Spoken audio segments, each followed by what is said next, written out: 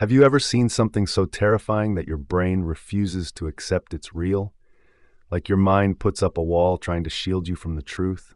That happened to me at exactly 2:13 a.m. I was alone, curled up on my aunt's couch with a blanket, a half-empty bowl of popcorn in my lap, and an old Hitchcock film playing on low volume. Outside, rain pounded the patio in heavy sheets, the wind making the branches slap against the siding, and then the porch light flickered on. I glanced toward the sliding glass door and saw him.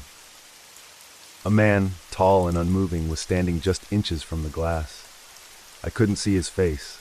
The porch light cast just enough glow to show the outline of his soaked clothes, and the way his hand slowly reached out and pressed flat against the glass. Then he dragged his fingers down. Sk! A wet, horrible sound that made my skin crawl. That's when I knew something was very wrong. This all happened last fall. My aunt and uncle had flown to Orlando for a week, and they asked me to house sit while they were away. I'm a college sophomore, live in a noisy dorm with a loud roommate who never cleans. So yeah, having a quiet suburban house to myself for 7 days sounded heavenly. I said yes without thinking. They live in a quiet neighborhood on a cul-de-sac. Not the kind of place where weird things happen. Their house backs up to a small patch of woods. Nothing major, it felt peaceful. That night, I was doing exactly what I wanted. Watching old movies, wrapped in a blanket, cats curled beside me. It was cozy, comfortable, and outside the storm was really coming down. Thunder rolled every few minutes. The gutters were overflowing. The kind of night where it feels good to be safe and warm indoors. I had no idea how fast that would change. Around 2:10 a.m., I was half asleep, just barely following the movie when the motion sensor light on the back porch suddenly clicked on. I blinked, sat up a little. I figured maybe it was the wind or a raccoon or something. Nothing weird. But then I realized something strange. Both cats were on the couch. The wind wasn't even that strong. So why did the light turn on? I paused the movie and stared at the sliding glass door. It was covered in rain. At first I didn't see anything, just water and shadows. And then, through the blur, I saw him. A man standing absolutely still, facing me, inches from the glass. He didn't knock, didn't try to open the door. He just stood there, completely still, like he'd been there for hours. His face, it was in the shadows, but I could just make out the dripping edges of a hood or maybe wet hair. His shoulders were hunched forward. Then he did something that made my stomach twist. He raised his right hand and slowly pressed it flat against the glass. There was this sickening squelch sound, the kind your shoes make when they're soaked through. And then he dragged it down the glass, not quickly, not impatiently, like he wanted me to hear it, like it was a message. I sat frozen on the couch, completely paralyzed. When I finally snapped out of it, I scrambled for my phone, dead, completely dead. I hadn't charged it. Panic kicked in. I checked the front door, locked, the kitchen door, locked, every window, secure. And then it hit me, the basement hatch. I hadn't checked it. My aunt had told me when I first arrived, make sure the inside bolt is latched, the outside lock's kind of flimsy. I had completely forgotten. I crept to the basement door. The hallway was dead silent except for the storm outside. I stood at the top of the basement stairs, staring down. I couldn't see the hatch from there, just shadows and wet concrete. I couldn't bring myself to go down. That's when I heard it, a soft creak, like a door slowly being opened, followed by a drip, drip, drip, and then a footstep, one wet, squishy step on tile, from inside the house. I backed away slowly. Then I heard another footstep, and another. But these weren't casual footsteps, they were slow, heavy, deliberate. Something was walking up the basement stairs, and it was taking its time. I turned and bolted into the hallway closet. I squeezed behind a bunch of coats and closed the door softly.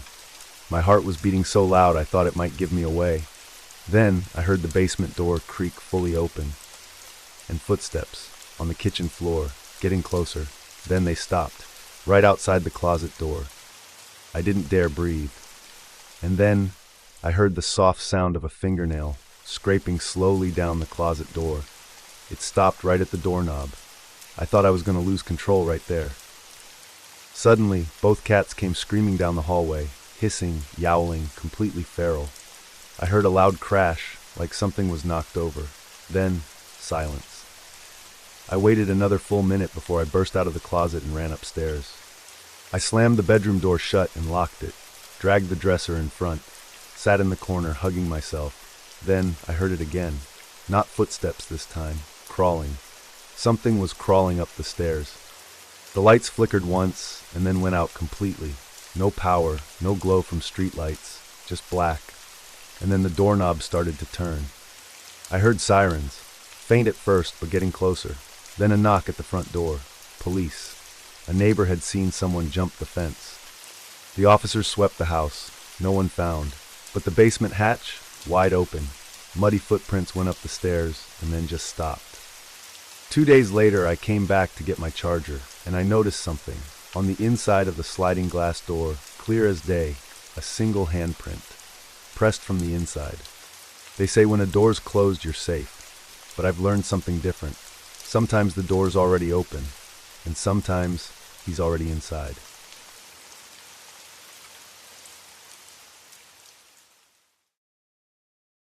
They say you shouldn't stop for strangers on lonely highways, especially not in the middle of a storm.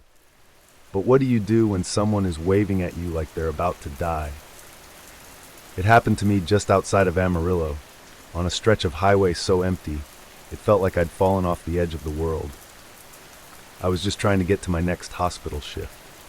But instead, I ended up giving a ride to something that shouldn't exist. I'm a traveling nurse.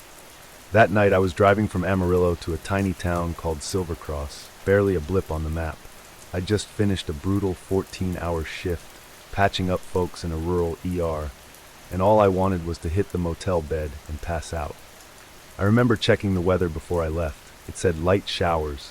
Texas weather lies.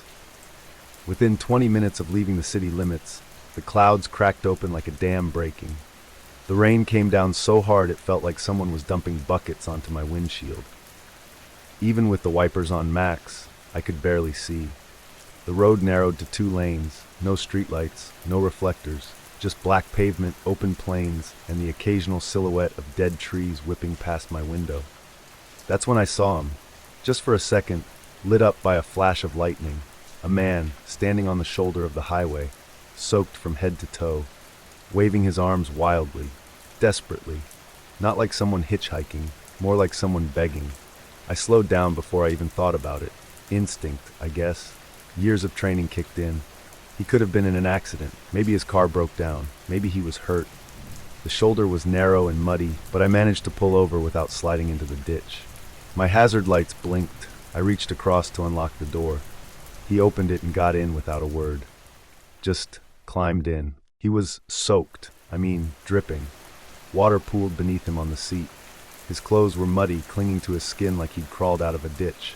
He didn't say thank you, didn't explain, didn't even look at me. Just stared straight ahead, eyes locked on the road in front of us. "Hey, are you all right?" I asked. No response. "Do you need a hospital? I can take you somewhere." Still nothing. I glanced at him a few times, trying to get a read on his face, but there was no emotion. Just a strange kind of stillness. Not a nervous stillness, not fear. Something deeper. Like he wasn't really there. Like he was listening for something I couldn't hear. I kept driving. 5 minutes.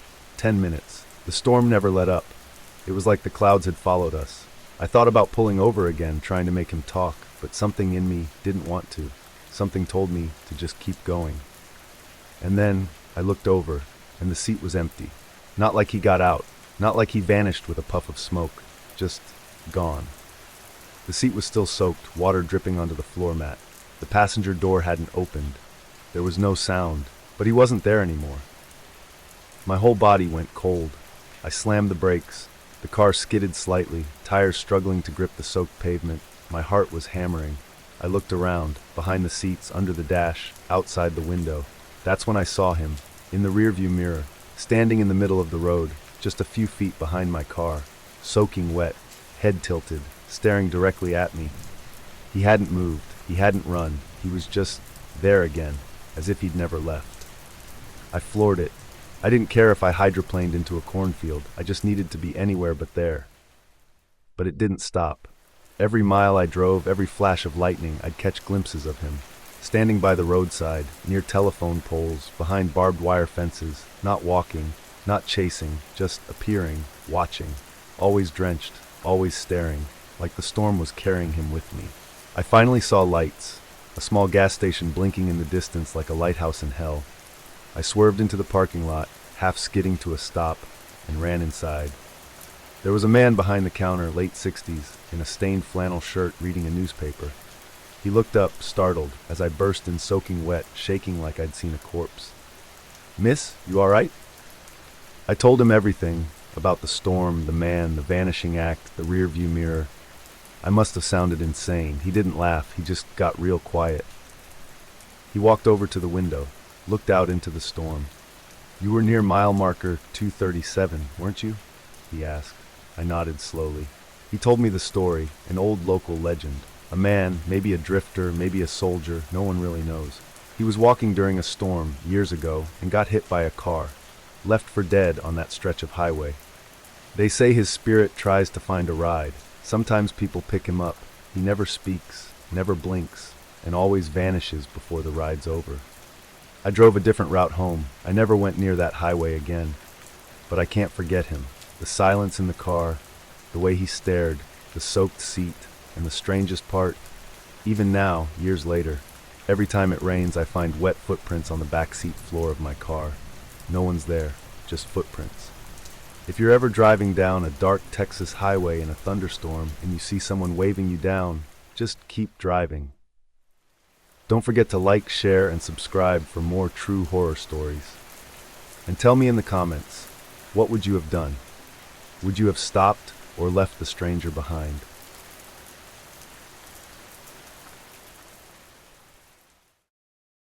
I never used to be afraid of storms. In fact, I looked forward to them.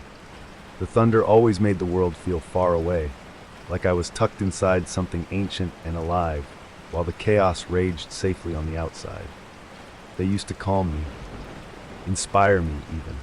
That weekend, I thought the storm would help me finish the last chapters of my novel. I thought it would push the noise of life out of my head so I could hear my own thoughts again. But this storm, this one wasn't like the others. This storm didn't come alone. I'd been staying at my uncle's old cabin, tucked up in the hills near the tree line, far from town, far from any road. He passed away years ago and left it to the family, but no one had touched it in ages. It was the perfect place to disappear for a few days. No electricity, no Wi-Fi, no cell signal, just a generator, a fireplace, and a bottle of scotch. I brought an old typewriter, stacks of notes, and a head full of words waiting to come out. I didn't need distractions. I needed isolation. I needed to remember what silence sounded like. And that cabin gave me exactly what I asked for, at first. By the second night, the storm rolled in with no warning. One minute the woods were calm, and the next, howling wind shook the trees like they were screaming. The windows began to groan under the pressure. Every gust felt like a giant's breath trying to tear the roof clean off. Then the lights flickered, once, twice, and died. The generator choked and sputtered out completely. The fireplace still burned, but beyond it, darkness swallowed the cabin whole. With nothing else to do, I grabbed my flashlight and did a quick check of the place. That's when I found it. In the attic, behind a stack of old suitcases. An antique radio, big, heavy, covered in dust like it had been sleeping up there for decades. I thought it might be worth restoring, or maybe just a curiosity to pass the time. So I brought it downstairs, set it on the table. It wasn't plugged in. There were no visible batteries. I didn't expect it to work. It was more furniture than function. But then, around midnight, it made a sound. Just static at first, soft and broken like wind passing through an old vent. Then something else. Music, faint, warped. A slow, melancholy waltz, barely audible beneath the hiss. It sounded like it was coming from another century. I leaned closer. The melody drifted in and out, distorted, as though played from underwater. There was no signal, no power, but still, it played on. Then the music stopped, and a voice replaced it. A voice, not loud, not clear, just close. It whispered something. I pressed my ear to the speaker, and I heard it. "Mark." My name, over and over. "Mark, Mark, you shouldn't be here." My heart stuttered. The whisper wasn't electronic. It wasn't part of a show or a song. It was someone, a real voice, low and strained, whispering my name like a secret too dangerous to say out loud. I yanked the power cord, though I already knew it wasn't plugged in. Still, I pulled. I turned the dials, hit the casing, but the voice didn't stop. "Mark, you shouldn't be here." The sound crawled under my skin. I could feel it in my teeth, like the frequency itself was vibrating inside me. And then, 3 knocks, slow, measured, not on the door, but above me, from the attic. I stared at the ceiling, breath held tight in my throat. I waited. Nothing. I told myself it was the storm, the wind, maybe an old beam shifting. But in my gut, I knew that knock was intentional, and whatever made it was still up there. I should have walked away, locked the attic, gone back to the fire. Instead, I reached for the pull cord and opened the hatch. The attic was colder than outside. It smelled like mildew and something older, like damp earth and rot. I swept the beam of my flashlight across the floor and froze. There in the dust were footprints. Bare, human, fresh. They led from the attic hatch to the far wall and stopped. No exit, no crawl space, just dust. I wasn't alone.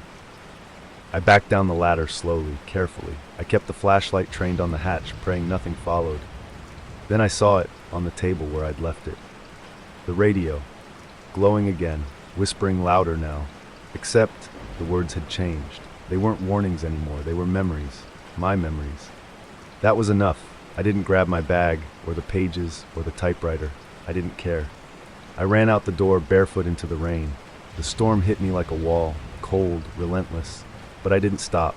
I ran until the trees blurred and the whispering finally faded. I never went back, never finished the book, never spoke about what happened until now. I don't know what that voice was or what it wanted, but it knew me, it remembered me, and it didn't want me there. So if you ever find yourself alone in the woods during a storm, and you hear static where there shouldn't be any, don't listen, and whatever you do, don't answer.